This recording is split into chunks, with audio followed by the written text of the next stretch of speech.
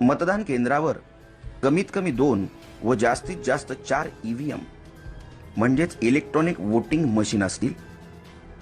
तुम्हाला मतदान एकूण 4 म्हणजेच अ जागा, ब जागा, क जागा व ड जागेसाठी करणे आवश्यकच आहे। उमेदवारांच्या संख्येनुसार या 4ही जागांची आखणी ईव्हीएम मशीनवर होईल। कदाचित या 4ही जागा 2 ईव्हीएम मशीनवर आखल्या जाऊ शकतात। 4ही जागेसाठी मतपत्रिकांचे रंग वेगवेगळे दिलेले असतील।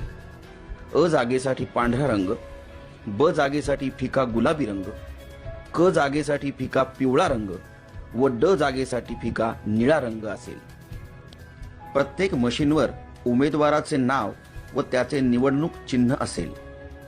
अ जागेखालील योग्य उमेदवारासमोरील बटन दाबा, लाल लाईट लागेल। याचा अर्थ अ जागेसाठी मतदान प्रक्रिया पूर्ण झाली। ब जागेसाठी हीच पद्धत वापरा, क जागेसाठी हीच पद्धत वापरा, ड जागेसाठी हीच पद्धत वापरा। एखाद्या निवडणूक जागेसाठी उमेदवार योग्य व सक्षम वाटत नसेल तर मशीनवरील NOTA नोटा याचा अर्थ नन ऑफ अबव किंवा वरीलपैकी कोणी नाही असा होतो, ते बटन दाबू शकता। पण जरा विचार करा, कारण तुम्ही भारत देशाचे सक्षम मतदार आहात आणि तुमचं एक मत देशाचं भविष्य बदलू शकतं। तेव्हा योग्य उमेदवार निवडायचा प्रयत्न करा।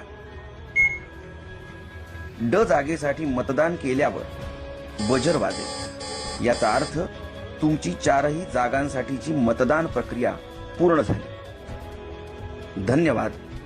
तुमचं मत हीच तुमची ताकद।